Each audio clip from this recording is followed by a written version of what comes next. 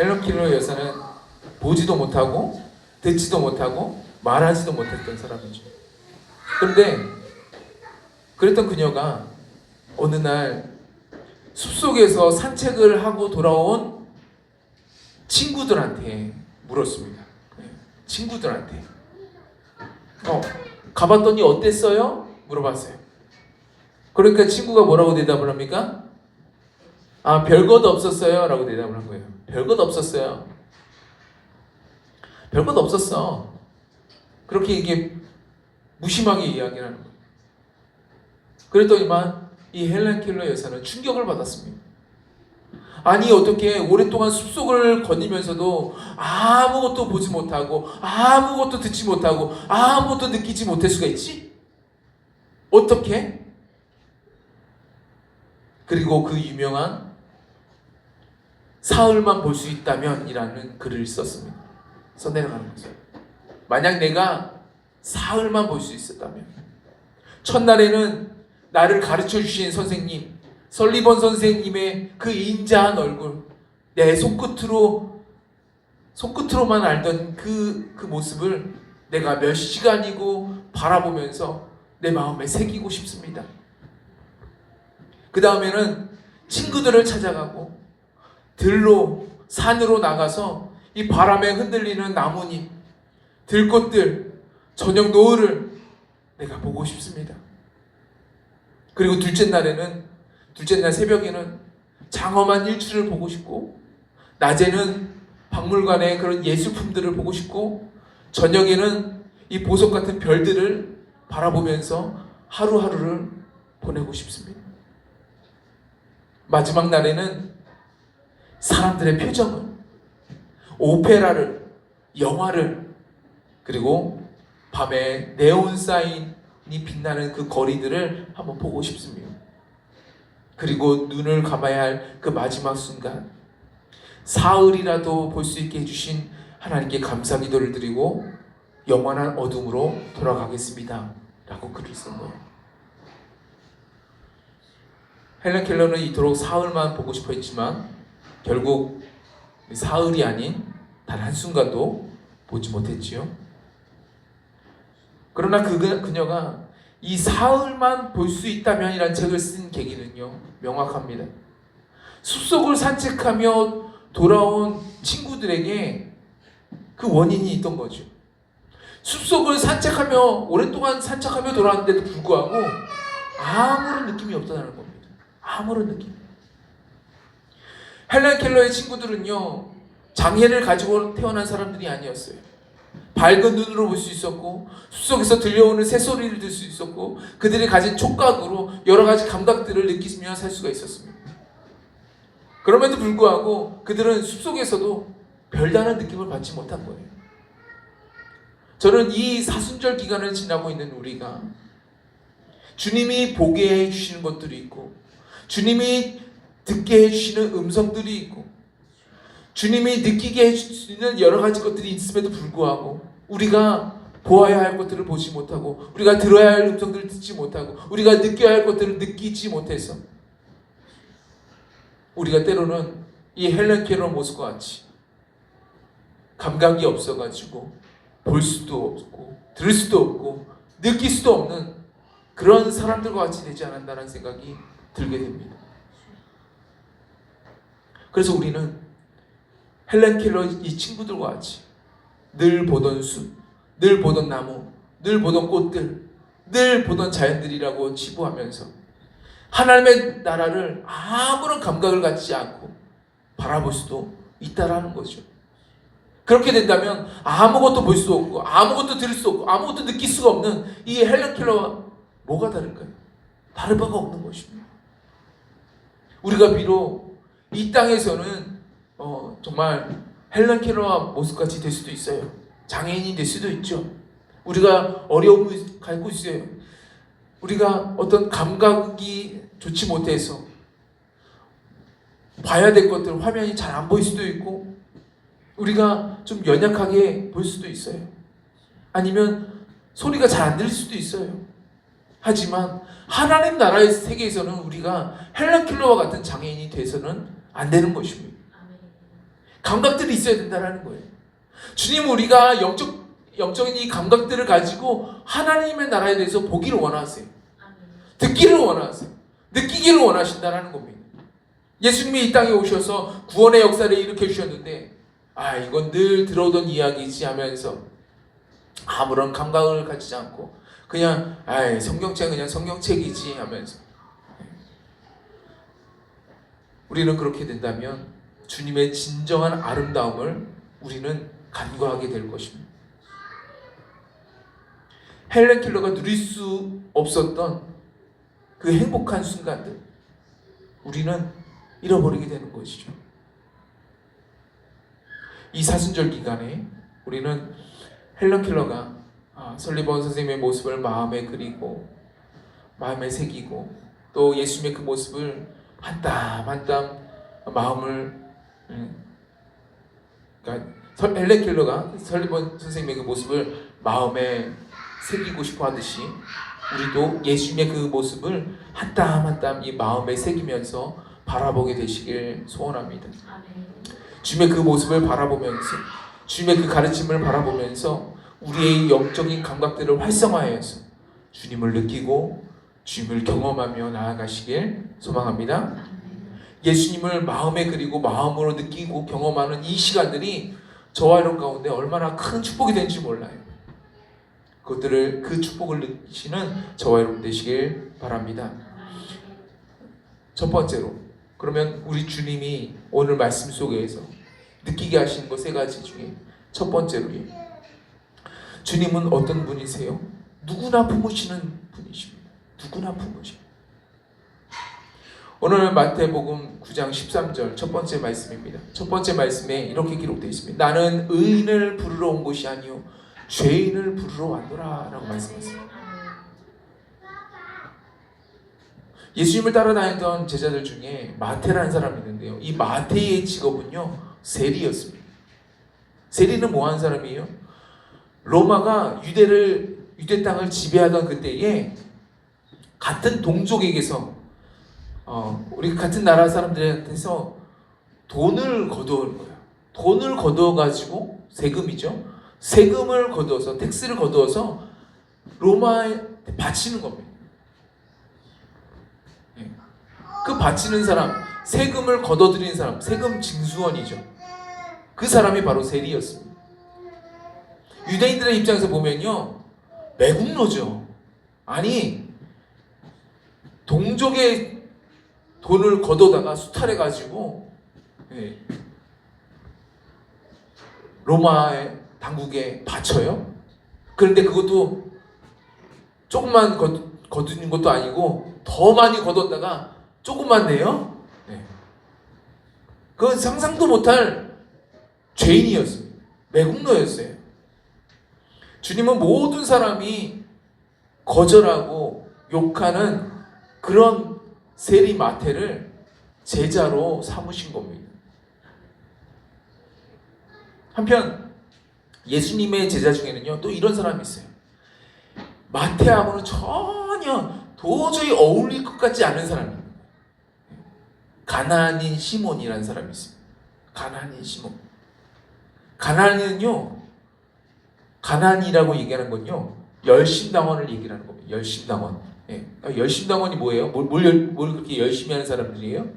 이들이요, 뭘 열심히 하는 사람이냐면 유대의 독립을 위해서 로마에 대항하면서 싸웠던 사람들입니다.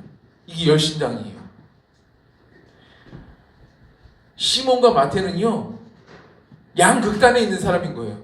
한쪽은 그러니까 매국노, 한쪽은 독립투사, 양극단에 있는 사람입니다. 비유하자면 일제강점기에, 우리나라 일제강점기가 있었잖아요. 그때에 한쪽은 독립운동가고 한쪽은 친일파인 거예요. 그들이 한 그룹에 지금 속해 있는 겁니다. 예수님의 제자로 다 속해 있는 거예요. 도저히 어울릴 수 없는 사람들인 거죠. 그럼에도 불구하고 그들이 예수님의 제자로 하나가 되었습니다. 하나님의 나라를 전파하기 위해 함께 일을 했습니다. 이것이 가능한 것은요, 제자들의 성품이나 인품이 뛰어나서가 아닙니다.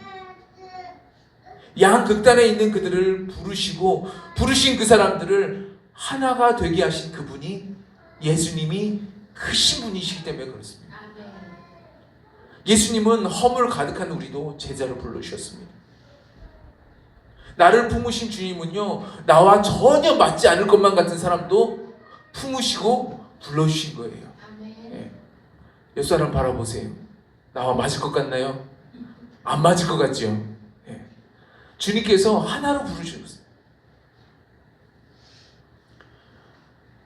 예수의 영이신 성령님은요, 우리로 하여금 양극단에 있는 사람들뿐만 아니라 심지어는 때로는 예수 믿는 사람들을 핍박하는 사람들까지도 찾아가게 하셔요. 사도 바울이 그랬습니다. 사도 바울이 회심하기 전에 사도 바울이 다메섹을 갔습니다. 다메섹을 왜 갔습니까? 네. 그가 그곳에 간 이유는요, 그곳에 예수 믿는 사람이 있다는 소식을 들었던 거고요, 그 예수 믿는 사람들을 가서 잡아오려고 잡아오는 권한을 받아가지고 간 겁니다. 그런데 예수님은 이 다메섹 도상에서 다메섹으로 가는 길 가운데서 이 사도 바울을 만나주신 거예요. 그의 눈이, 이 사도 바울의 눈이 예수님의 임재로 인해서 보이지 않게 되자 다메섹으로 들어갔을 때 성령님은 아나니아라는 사람에게 사도 바울을 찾아가라고 말씀하세요. 찾아가라고 말씀하십니다. 아나니아도 그가 어떤 사람인지 알고 있었어요. 이 사람이 어떤 사람인지 알고 있었어요.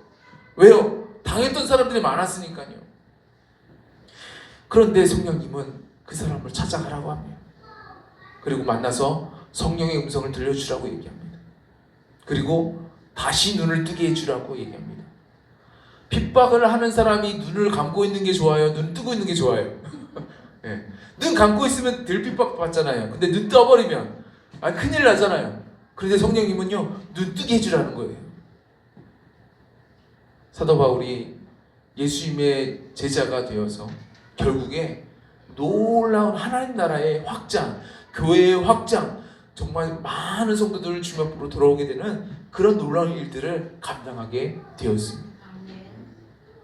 예수님의 마음을 경험한 사람, 성령님의 행하심을 경험한 사람이라면 예수님의 제자는 참으로 다양하다는 사실을 우리 인정하게 돼요. 다양합니다. 정말 다양합니다. 우리 목회자들이 하는 말로 별의별 사람들이 다 옵니다. 네. 부자와 가난한 사람, 다양한 직업들, 참으로 다양한 사람들이 오게 돼요. 근데 너무나도 다양한 사람들이 예수님을 알게 되고 믿게 되게 되지만 예수님의 말씀, 예수님의 사상, 예수님의 마음, 예수님의 가치관, 예수님의 가르침에 그 다양한 환경에 있는 사람들이 하나가 되더라는 거예요. 하나가 돼야 정상인 겁니다. 오늘 저와 여러분이 아무리 다양한 환경이 있다 할지라도 오직 우리 주 예수 그리스도 안에서 오직 하나가 되시길 주님의 이름으로 축복합니다. 둘이 된다는 건요, 벌써 마귀가 틈탔다라는 거예요. 둘 이상 되는 거는 마귀가 틈타가 버린 겁니다. 고린도 교회가 보니까 둘이 아니라 뭐 셋, 넷, 뭐 여러 가지가 갈라지는데 분파가 생겼다는 건요, 교회가 갈라졌다는 얘기예요. 그건 마귀가 역사한다는 얘기입니다. 주님은요, 하나로 부르셨습니다. 하나님이 하나이시고 예수님이 하나이고 성령이 하나이시고 하나님의 영이 하나고 유효하다고 말씀하세요. 그렇기 때문에 우리도 하나가 되어야 됩니다. 두 번째로, 예수님은 투쟁하라고 우리를 초대하세요. 투쟁하라고. 투쟁하지 말라고 초대하는 게 아니라 투쟁하라고 부르십니다. 오늘 말씀, 두 번째 말씀 보시니까 10장 34절 말씀 보니까요, 내가 세상에 화평을 주러 온 줄로 생각하지 말라. 화평이 아니요 검을 주러 왔노라 라고 말씀하세요. 검을 주러 왔다. 예수님은 세상에 참 평안을 주셨죠. 하나님의 나라를 주셨습니다. 그런데 역설적이게도 예수님의 삶은 결코 평화롭지 않았습니다. 평화롭지 않았어요. 예수님은요, 하나님의 뜻을 오해하고 또 잘못되어서 살아가고 있는 이 종교 지도자들과 끊임없이 논쟁하셨습니다.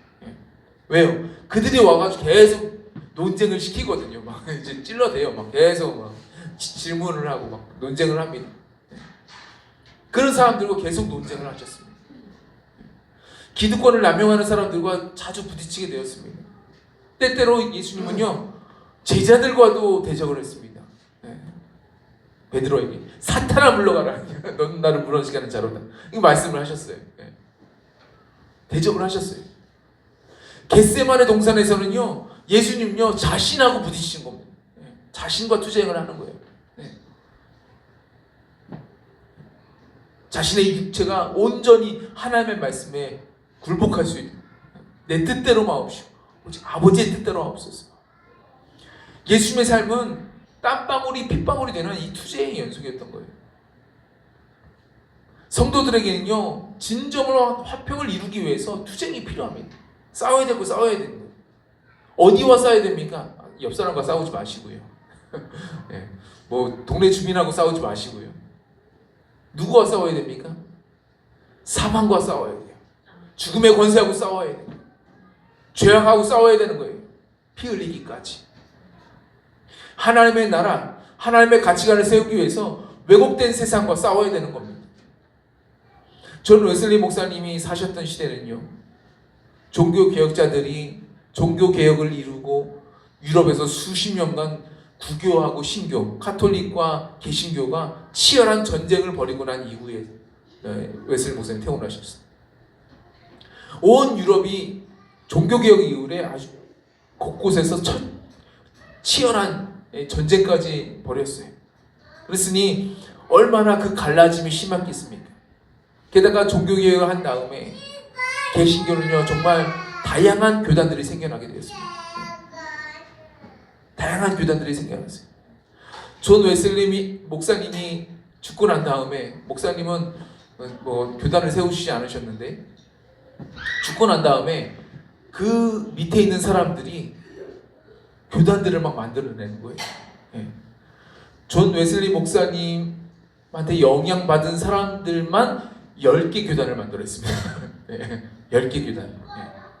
별의별 교단이 다 나와요. 성결교도 나오고 구세군도 나오고 막 다 나옵니다. 그래서 저 사람들이 무슨 주장을 해요? 성결교는 이게 그 존 웨슬리 목사님의 그 성결을 본받아야 된다. 성결을 주장하고 또 구세군은요. 구제를 해야 된다. 구제. 존 웨슬리 목사님한테 영향받은 거거든요. 오순절은요. 우리가 성령 사역을 해야 되는데 성령 사역을 해야 돼. 뭐 다양한 가르침을 가지고 다양한 주장을 내세우는 다양한 교단들이 만들어진 거예요. 근데 존 웨슬리 목사님은 다양한 교단에서 다양한 그 성도들이 외치는 그 다양한 주장에 그들하고 논쟁하지 말라는 겁니다. 그들하고 싸우지 말라는 겁니다. 신앙의 본질적인 부분 아니면 싸우지 말라는 거예요. 그들의 생각을 존중해 주래요. 당신은 구제가 중요하다고 생각하십니까? 당신은 성결이 중요하다고 생각하십니까? 당신은 성령 사역이 중요하다고 생각하십니까? 그러시군요. 존중하라는 거예요. 그런데 본질적인 부분들, 신앙의 본질적인 부분들, 예수님을 부인하고 성령님을 부인하고 하나님을 부인하는 그 신앙의 본질적인 부분이 건드려진다 하면 그곳에서는 싸워야 되는 겁니다. 투쟁해야 되는 겁니다. 존 웨슬리 목사님은 그들을 용납하지 말라고 했습니다. 우리는 신앙의 본질까지도 훼손시키는 사탄이 주는 생각과 마음, 죄악된 생각과 마음, 이 왜곡된 세상 가치관과 싸워야 될 줄을 믿습니다. 그것들을 내 안에 용납해서는 안 된다는 거예요. 때때로 그 싸움은요 먼 곳이 아니라 가까운 곳에서도 벌어집니다. 가정 안에서도 벌어지고요, 심지어는 내 안에서도 벌어지게 됩니다. 내 안에서도. 그래서 우리는 예수님이 주시는 검, 그리스도께서 주시는 이 검을 가져야 되는 거예요. 진리의 말씀으로 우리가 이겨내야 되는 겁니다. 죄와 싸우고 사단 마귀의 세력과 권세와 싸워 승리하는 저와 여러분 모두가 되시기를 바랍니다. 마지막으로 세 번째입니다. 세 번째 주시는 말씀은 마태복음 11장 29절 말씀이에요. 나는 마음이 온유하고 겸손하니 나의 멍에를 메고 내게 배우라.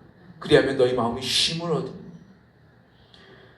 세 번째로 예수님은 멍에를 함께 지신다고 말씀하세요.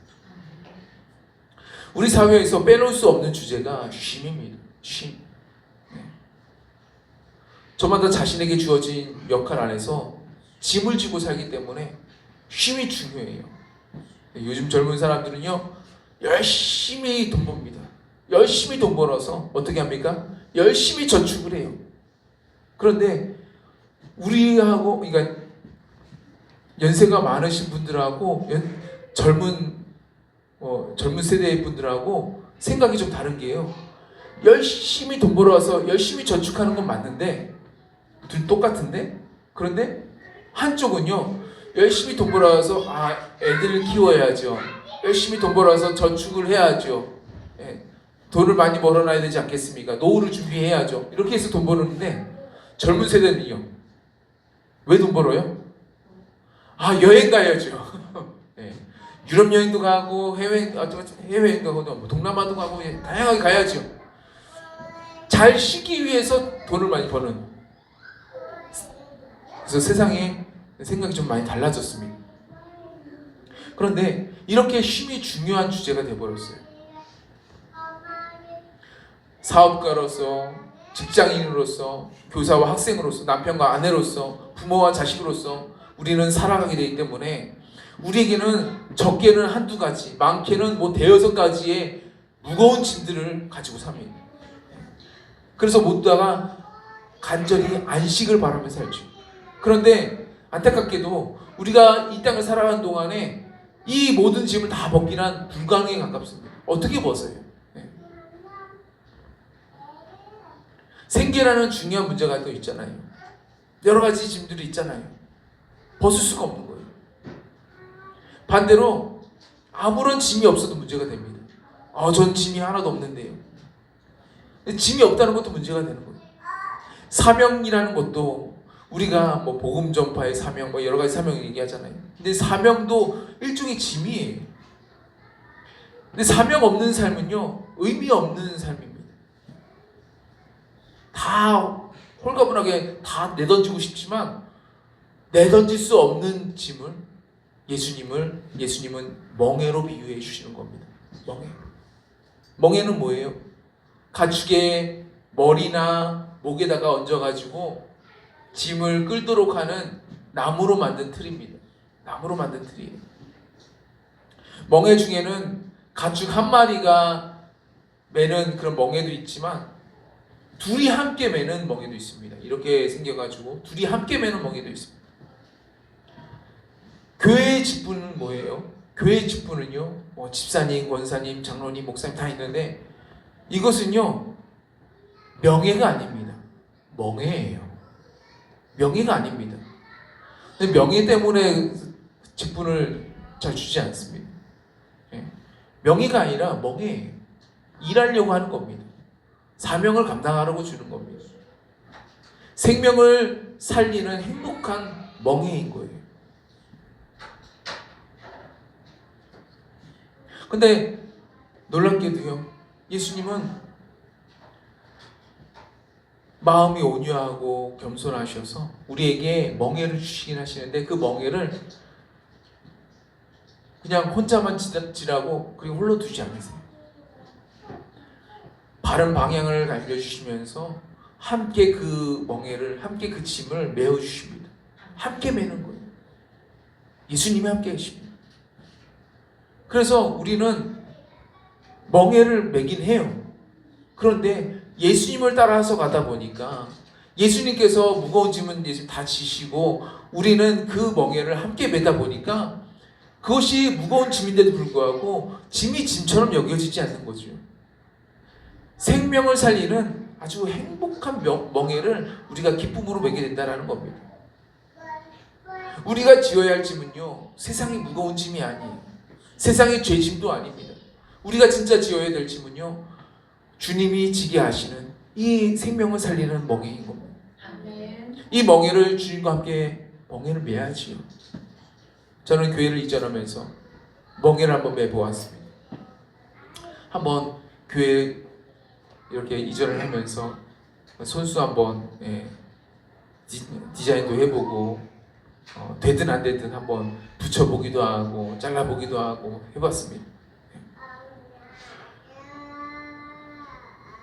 근데 이것을 하면서요, 주님께서 저에게 주시는 그 감동은요, 예. 이 멍에를 저 혼자 매게 하신 것 같지 않더라고요. 뭔가 일을 하는데도 그러니까 주님이 함께 하시니까 기쁨이 있고요, 즐거움이 있고요, 행복함이 있더라고요. 예. 주님이 또 사람들을 붙여주셔가지고 식사하라고 맛있는 음식도 주시고 간식도 보내주시고 하나님께서 함께 해주시니까 힘든 일 같은데도 불구하고 기쁨으로 감당할 수 있는 일이 되었습니다. 저와 여러분 가운데 세상이 주는 짐만 잔뜩 매지 마시고요, 주님이 주시는 멍에 한번 매보시기 바랍니다. 세상 짐은 힘들기만 해요. 예, 힘들기만 합니다. 근데 주님이 주시는 멍에는요, 상급이 있고요, 영광이 있고요, 축복이 있고요, 면류관이 있습니다. 주님이 함께 해주시는 그 멍에를 메고 주님과 동행하시는 저와 여러분 모두가 되시길 주님으로 축복합니다. 오늘 이 세 가지 함께 나누는데요, 이 세 가지를 기억하시면서 주님께서 이렇게 말씀하셨지, 주님은 이러한 분이시지, 이것을 기억하시면서 내가 그럼 어떻게 살아야 될까 생각하시면서 이번 이 사순절 기간을 복되게 보내시길 주님의 이름으로 축복합니다.